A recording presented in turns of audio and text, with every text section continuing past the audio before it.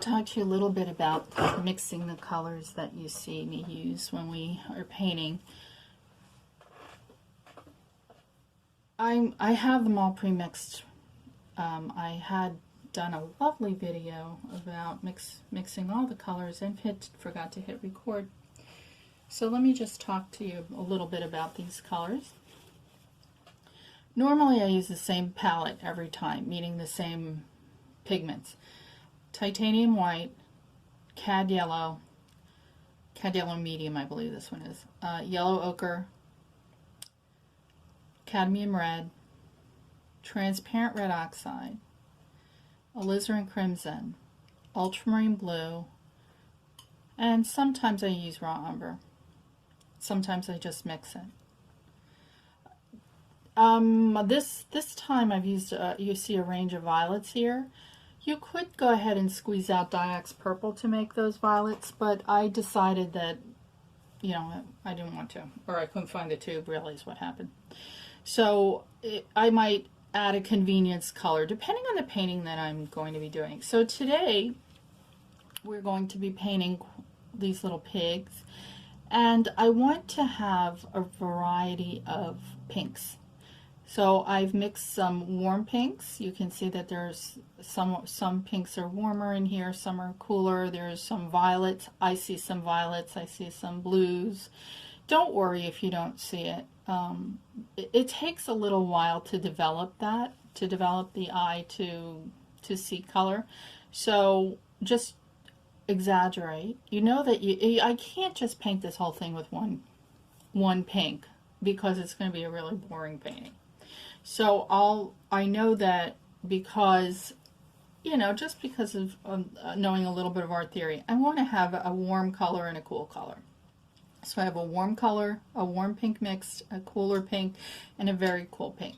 And the way I got that is I started with my red, cad red, and mixed a little bit of white into it. And then I mixed a little bit more white into it, and then more white, and then more white, so that I have a value range here. There's 4 values of pink in this row.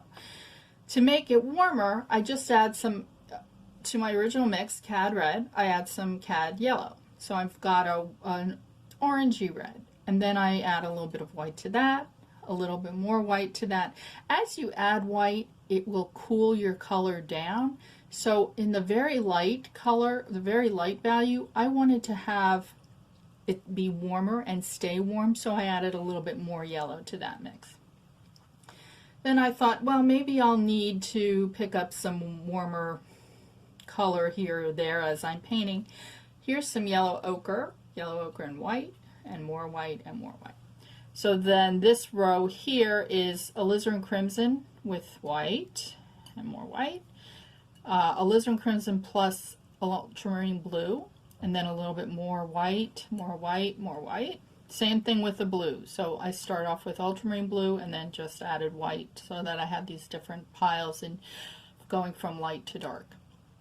And then my last mix is raw umber, and this is, I do see this in the photograph, but this row is also good for toning the color down in case I feel that it's too bright in some area. So that's it's a nice color to have all ready to go. So it's raw umber and white plus more white plus more white. So it's a very simple palette, really, because there's not a lot of complicated mixes today.